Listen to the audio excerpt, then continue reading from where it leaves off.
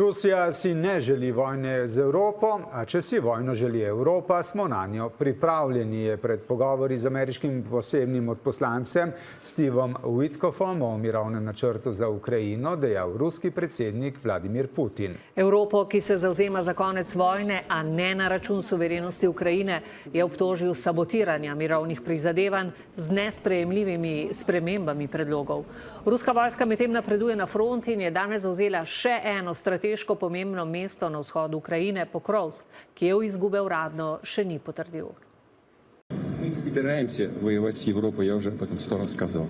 Но если Европа вдруг захочет с нами воевать и начнет, мы готовы прямо сейчас. Скажу відверто, питання територіальне найскладніше. Soutenir tous les efforts de paix. Dans l'entretemps, nous continuerons de soutenir l'effort de résistance de l'Ukraine. Nous continuerons de sanctionner la Russie car il en va de notre cohérence et il en va de notre sécurité.